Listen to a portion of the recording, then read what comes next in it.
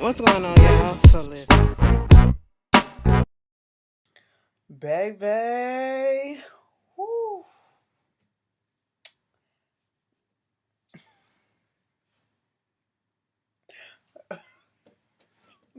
Okay, that's how Greenleaf had me tonight. All right, and looking at the previews for next week. Oh my goodness, the season finale is next Wednesday. Baby, I wish they can just go ahead and drop that bitch later on tonight, or give it to us tomorrow because that shit is gonna be good. All right. The episode start off with, you know, Bishop and little Sophia. Grace is watching them because, Sophia's dad couldn't come out to her cotillion and be to do the father and daughter part of it. So, you know, Bishop said he'll do it. So they practicing dancing and stuff in the living room. It's real cute and stuff like that. My granddaddy used to do shit like that with us. So it's cute. So I had little flashbacks of memories, back in my yesteryears and stuff. I was like, oh my God, my granddaddy used to do the same thing. But, you know, next thing, Lady May come down there. Sophia's like, y'all should get into some classes or something because, he very light on his feet. He know what he doing. So at this point, Sophia got to go to school. They dismissed her.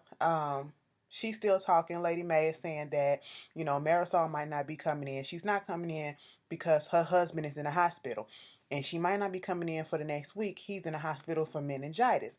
All right. And so Marisol, if y'all remember, Marisol, she is supposed to be going on tour for the next 2 weeks with Charity and to babysit and help take care of Nathan, little Nathan. And you know, they was trying to figure that out, and Bishop was like, first of all, Grace said, "Don't she supposed to be going on tour with Charity?" Lady Mae was like, yeah, that was the Satan's trying to do some stuff, but God intervened. And I said, you know what, Lady Mae, you gotta stop playing with all the shit that Satan did up in your closet. I think you want to hush. And at this time, Bishop was like, well, bitch, I think she should go, okay? Because she should be able to go out and live her life freely and have free access to all the stuff that she can do with her life, like you have done for the past few years. I said, hold up, because Grace suggested that they all just take care of Nathan. Why they can't just leave the baby there with them? And it was like she should do whatever it is that she want to do as an adult, like you had free access to do what you did all these years. I said Bishop was throwing and slanging all that shade from the jump. No scene with Lady Mae and Bishop this episode was shade free. It was just all shady being flung from both sides. I was like, oh my God. Oh my God, what is going on? And at that moment, remember when we said he was putting those pieces together? He was putting those pieces together starting at that dinner table last week. And then he put it all together when they was outside and when Lionel said, tell May I'm sorry. Why you need to tell her I'm sorry? That I didn't get to say goodbye to her. Mm. Mm. Okay. I see what you're doing here. And I was like, uh-oh, uh-oh. So we gonna pause on them, all right? We get this shit with going on at the church, and Bishop get a call from no other than who? Rochelle Cross. Now let me tell you something. Rochelle is like temptation in high heels, okay? I don't know what Rochelle's deal is, but something about her is just, we already know it's shady, all right? We already know she fucked the last preacher or had something of the such with the last preacher where she was in the last church that she was at. And she has a lot of money for some reason, somehow. They never really say, yeah, she good with money and she, do people finances, but they never really say how much money she has. And I mean, they don't really have to, but we can just assume that she got a lot because this is the second time she done came to their office and dropped a big check, okay? When we first get introduced to Rochelle, she dropped a $10,000 check. Now she dropped another big check, okay? And y'all saw how, the little secretary was looking like, Corinne looking like, the fuck? She knows some shit is going on, girl. And I'm just sitting here like, Rochelle, don't nobody, she trying to make Bishop ring her bell, okay? And I'm just sitting here like, Bishop is gonna fall for the bait. And now that everything is coming up to the surface, he gonna probably use this shit as a reason to go ahead and taste that fruit, okay? I'm just sitting here like, you know what? Thou shalt not commit adultery. You are already coveting somebody in your heart. Okay, so you are already committing a sin and you are a married man. Bitch, I will read you the goddamn Bible. Fuck you, okay? But she's sitting there talking about she wanna get this check and he this time is sitting on the desk. I said, you sitting on the desk in front of her and she's just giving you all the googly eyes and saying she wanna thank you for being there for her and you are good in this. And I said, oh, okay, you buttering him up for what? Next thing you know, she was like, I want to drop this off because I got an appointment to go to the doctor. I haven't had cancer in 5 years. I have to do my little scans to see if everything is clear. But usually when they say that it's clear, they just give you a phone call. But this time they told me to come in, so I just don't know. He was like, what time is your appointment? She said 10 o'clock, an hour from now. You need somebody to go with you? I'll go with you. Bishop, you ain't got to do that. No, I'm free.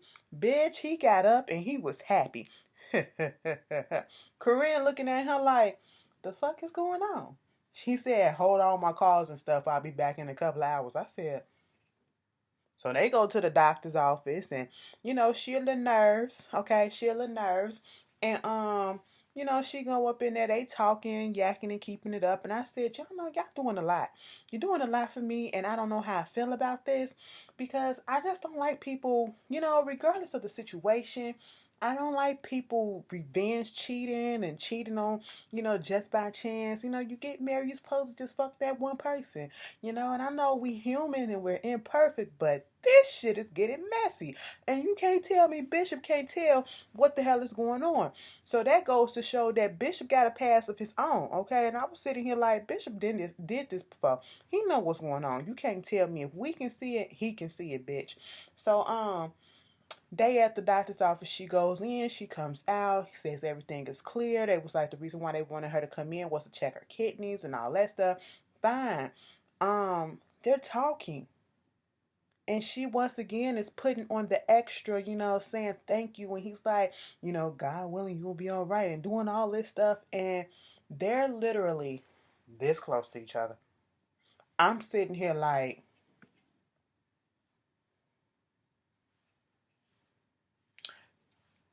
bitch, you still married. I don't give a fuck what's going on in your marriage. You still married, okay? Bitch, this is a married man, okay? I don't give a fuck what's going on in your life. That's a married man, okay? You are supposed to be a man of God, right? I don't care what's going on in your life and your marriage, but you are supposed to be a man of God, right? I don't know what you are, Jezebel, okay? You harlot. What are you doing? Charlatan. I'm confused. I said, y'all need to, I literally want to get up and go like this to them. Move back, move back. Okay? Because Karina told Lady Mae when she popped up at the office, oh yeah, he gone with old girl. She was like, oh. And that eyebrow went up like, bitch, what the fuck? I said, yeah, girl, put your spidey senses together and know that your husband about to do some fuck shit. Okay? And at this point, it's like, can you really be mad? Yes, you can. I don't give a fuck what type of issues is going on. You can still be bad, all right? Because, like I said, y'all are still married and y'all both doing messed up shit. Um, thigh-high dresses and shit. I said thigh be showing. He just want to reach out and just touch. It's succulent. I understand, but you married, so no, it's not a go. Back at Triumph, the deputy mayor dude that was trying to get Mac a job when he was still alive, he come up in there talking to what's his name, Jacob, about his little situation that was going on with the AC Skanks and how he was supposed to have his back and support him publicly and be on his side like his right hand man, because the mayor is about to, when he get out of office, he's not running again. So I guess dude want to run, and he was trying to say, I have your back, you have my back, just trying to reiterate that same deal that he had with Skanks with Jacob.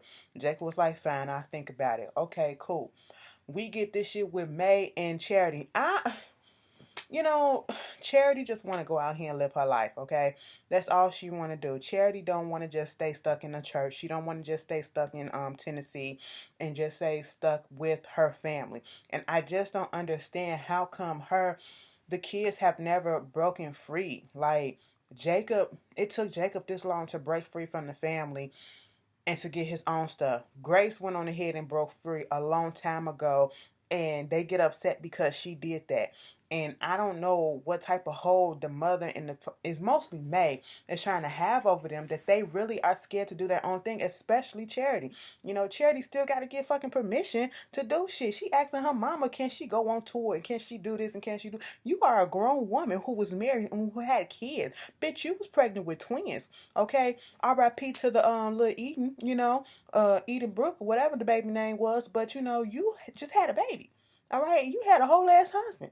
And you still got to get permission from your mama to go do grown up shit. It was just irking me. She trying to call the Jabari and tell him what's going on because, she found out about what would happen with Marisol, and she was just like, you gonna have to get somebody else, to do certain things because I am gonna go on tour with Tamla Man. It's just a couple of weeks or whatever. And his whole thing is, he don't want to get nobody to replace her because he thinking it's gonna cost more. It's gonna disrupt his flow. You used to this person. They already know the flow, the function, the job, and what they need to do. And now you're gonna have to bring somebody else in, pay them for that, and then teach them and then take up more time. I get where he's coming from, but I'm like, damn, y'all acting like Charity is just, this caged little bird. That bitch just want to get out there and be free. Okay? Let her be free and live her goddamn life, all right? Um, the whole thing with um Zora. Zora. Zora. She is looking in the mirror. Baby, let me tell you something. Isaiah was high as fuck. I don't care what nobody say. He was high last week. That's because his eyes was already red before he pushed her. Okay, his eyes was red as hell. I said, "Why your eyes red? Why puffy? Why you doing all this stuff? You extra." He yoked her up. He grabbed her so hard that he left bruises on her skin. His handprint, his fingerprints and thumbprint, they literally on her arm. And I was just sitting here like, girl, you don't see this? This is the third injury that he did to you. First with your head and without even really fucking touching you, okay? This the first time he touched you, but he didn't pop your ass. He just grabbed you real hard and put a bruise. Do you know how hard you got to be holding somebody?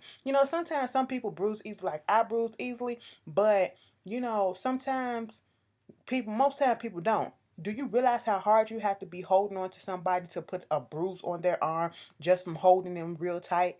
That was on her arm. Plus the bruise from the pole when he pushed her. Plus the goddamn bruise on her goddamn forehead when he pumped them brakes and she went head first. I'm sitting here like, girl, you don't get it. You don't get it. Carissa come up in there, trying to talk to her about how come she not participating as much in school anymore, in one of her classes. And she was like, baby, I'm there, okay? First y'all say I talk too much, and so I calm down, and then I just be a little quiet. First you say I'm this, and then I calm down and I do this. Like, I'm growing up. I'm trying to be mature. I wear long sleeves, and now you're saying, what's the problem with that? It's like, damn, can I just be mature? I said, oh, okay. You gonna play this role? Play this role, bitch. She roll up out there. And later on, Carissa do have a conversation with Jacob about everything that was going on and saying that something is up with Zora. And they was like, maybe it has something to do with Isaiah, maybe it could be drugs or whatever. And she was like, no, you don't think so? I said, bitch, at this point in time, you are a mother. You should know, okay? You should just, suspect anything at this point. When your child all of a sudden just do a 180, and it's like, what's going on? And you don't understand. You get that you changed houses or whatever, and y'all going through this big change, but then her behavior has changed. And y'all weren't really focusing on that. And now you just seeing some stuff only because a teacher has brought it to your attention.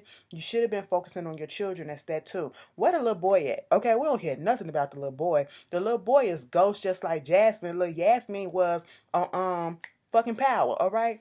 So Chris will go up in there and go in her room later, just checking all her stuff to see if it's any drugs, going through her package, going through her little medic bag or whatever, beauty bag. She got a little container next to her drawer, her bed. They got her little pads, and I said, "Look at this bougie bitch." Like, I mean, I don't mean to say it like that, but I mean, we go to the store, we get pads and shit, bitch. I ain't finna take a pad out the fucking bag and then put it in a little container right there. No, bitch. We put that pad when it's time, when I'm on, girl, I put that pad bag up in the goddamn bathroom and I just sit it up in there so I ain't gotta forget nothing, bitch. I just reach over and get it. Why I need it in my room? Girl, I'm just saying. I said that's a little much for me, but all right, you do what you gotta do. Some of y'all can relate. Okay, we keep that shit in the bathroom, not by a bed, but cause ain't no toilet in your bedroom. Anyway, some of the niggas looking like, you know what, bitch, this is the conversation. I could just zone out, warn the motherfucker first. Y'all gonna deal with it. You get women, you gonna have kids or whatever, especially daughters, you gonna deal with it, all right? Get over it. So, all this stuff going on, Zora comes in, and at the right moment when Zora comes into the house or into the room, Carissa had lifted up her pillow and she saw the condom. So, of course, she is questioning her about that. And then she's getting upset because the way that Zora is acting like it's no big deal. And she was like, well, I use protection. So, whatever. It is what it is.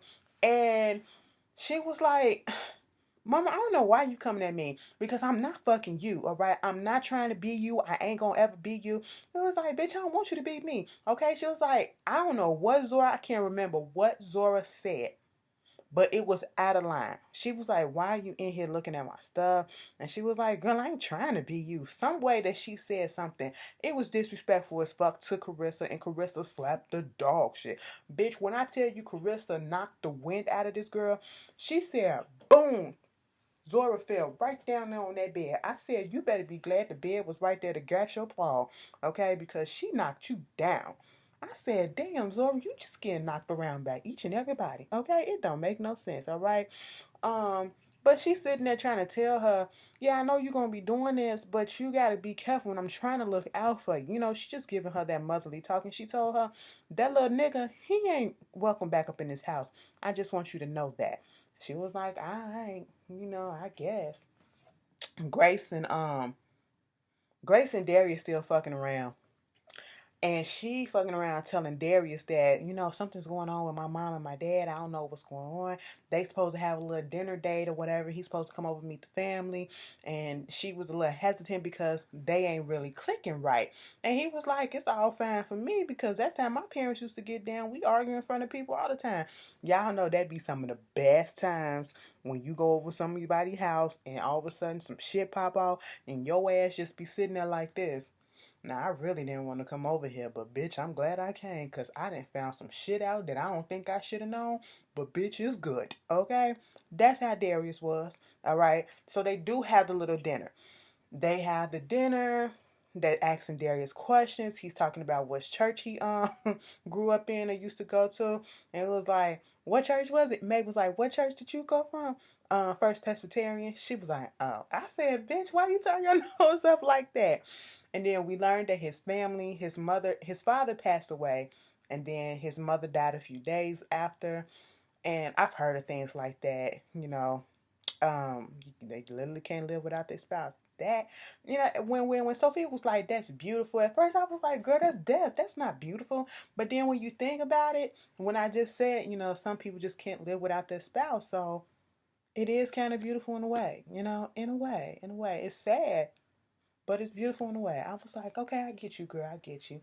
Um, so after that, they talking, and once again, mud is being slanged. Okay, mud is being slanged between May and the pastor right in front of Darius, and I'm sitting here like, keep you cool, okay, not in front of the company.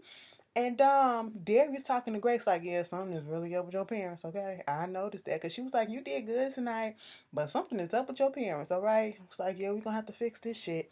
Meanwhile, Jacob is over there at Triumph trying to put out this new initiative about bringing more people into this new program to bring homeless people in and to help them out and get more people off the street to come into the to become members, and to continue what he was doing with the real church when he was out there street witnessing basically. And the treasurer, Miss Weaver, Weaver, bitch, what's your problem? I really need to know her backstory for real, because she had so much attitude and she was trying to counteract everything that he said. Oh no, you know that this initiative is not gonna happen because it's the money. We ain't got the money for this. Oh, we ain't got the drivers or the workers for this. He was like, people can volunteer. We already got the buses to come in. We got to get the insurance. We got the insurance. We got to get the money. Where the money coming from? Because I mean, you the pastor of this, but what's in charge is I'm not in charge, but the money is in charge. He said, no, baby, God is in charge. And when he said that, I said, boop. Mama was giving all type of heat. I said, what is going on? He said, I got that shit covered. The government is going to help.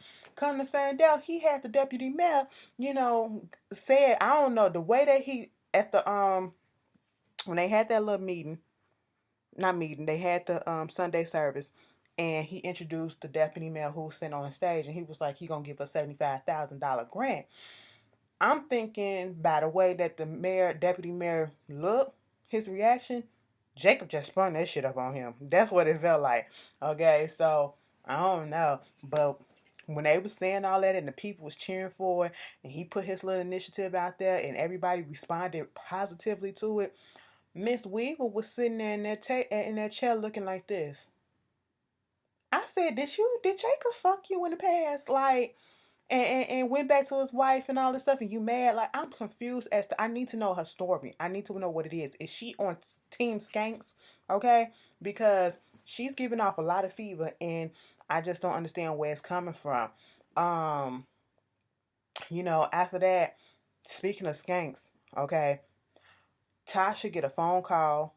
First of all, I didn't know she was the musical director or whatever the fuck. So she was up there in that service singing, lip singing horribly. Okay, everybody from Triumph can't sing right on the stage. They lip sync terribly. All right. Um, they doing all this stuff. She gets a phone call from Skanks. Oh my God, baby, when are you gonna come back? I said, so you really weren't in on nothing. So at first she wasn't in on it, but he was like, you know what? Just tell me you love me. She was like, I love you, and you know that. He was like, all right, so let me just tell you this. The Greenleafs, don't trust them, okay? What I want you to do is make them pay. You know I will, Daddy. I said, oh, shit. Oh, shit. Tasha is a ride or die bitch. That motherfucker left you high and dry, and she's still going to be there for him, okay? When she come back, she going to talk to Jacob, and she was like, I just want to say that I moved my office, and, Carissa can have it. Oh, you didn't have to do that. She was like, I know I didn't, but I'm pretty sure that she liked it and all this stuff. They chatting it up. And when she leaving out the office, she turned around looking at the desk. And I'm sitting here like, what you about to do? When she left, Jacob looking too. Like, I'm sitting here like, what's going on? Bitch, bitch, what's finna happen? Okay? You finna find some records or something? Like, she was all type of suspicious. Um, you know, Lady May had told um, Bishop and them or whatever, and Grace about the Marisol situation, and the reason why her husband didn't go get checked right away was because he was illegal, as she said. She said no, undocumented, whatever. So she promised to try to hurry up and get him on the fast track to get documented. So of course, here comes Rochelle Cross. She just so happened to know somebody that can help them and try to get them documented and on the fast pace or whatever. So Bishop, him, and Grace is in there having this conversation about the whole thing. And Grace is noticing how hard Bishop is cheesing at Rochelle. And she like, oh no. Hell no. We ain't about to do this shit today. No, we not. I said, yes, the fuck we are. They been doing it, Grace. You got to get up to the speed, okay? Um, what else is going on in this episode before I get to the main thing that shook us to the core? All right. At the end of the episode, I'm fast forwarding a little bit so I can see if I missed some stuff. If I did, it really wasn't important. Oh yeah. Since Charity gonna be gone, they wanted Carlton to come back in and be the musical director, take her job for right now. And of course, Lady May didn't want her to do that. Bishop don't have a problem with it. He's try to attempt to be inclusive, But Carlton is like, I'm not gonna be able to do that unless you try to preach that, you know, Make it inclusive for everybody to come. Okay, be like Triumph. I'm not finna be the poster boy. I'm not finna be taking whoopings and stuff like that just for people to come back for your will or whatever. You know, plus my husband don't want me to and all that shit. I said, oh, where is y'all get mad? Okay, this the wrong video for that. This the wrong video for that. So all that stuff happened, and he was like, and especially without my husband, and that's when Bishop was like 2x2, and Hal Baca was like 2x2. I was like, yeah, that's gonna be the sermon that I come up with for this Sunday. Got inspiration. God just came to me. That's the title of the actual episode, 2x2. So after that, back at the home, Bishop standing on the balcony, right? Lady May come up there, and he was like, so you ready to talk? She was like, if you ready to talk.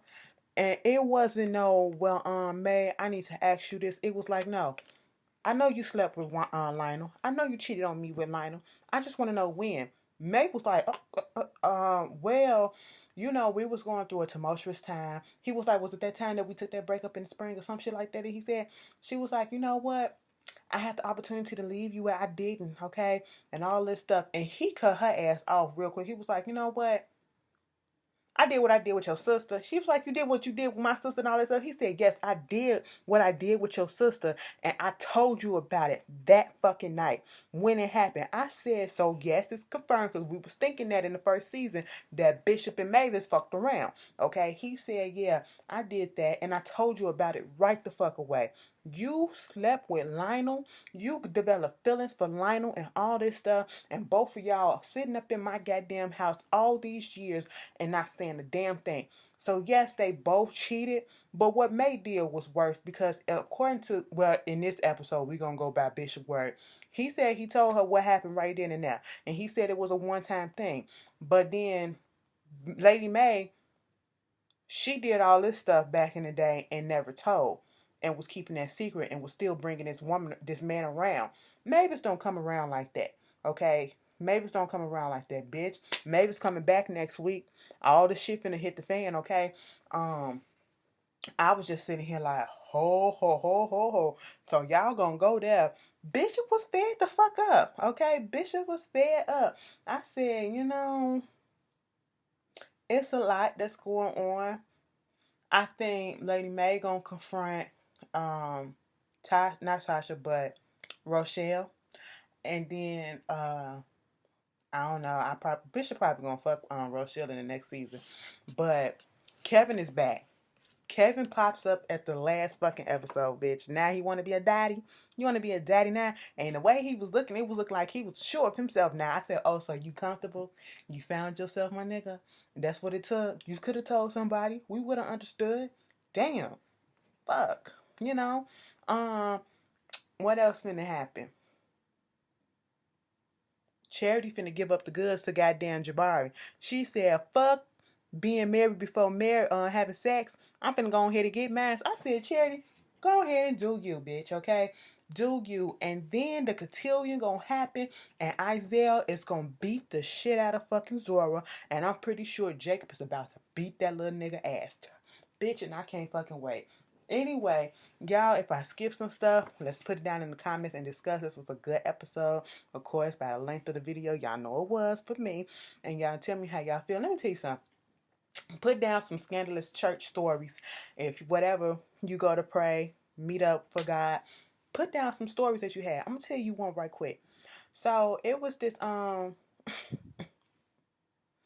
Kingdom Hall, okay, back in the day when I was younger, my mama friend and this other girl, they was fucking around. Mind you, my mama friend was married to an elder.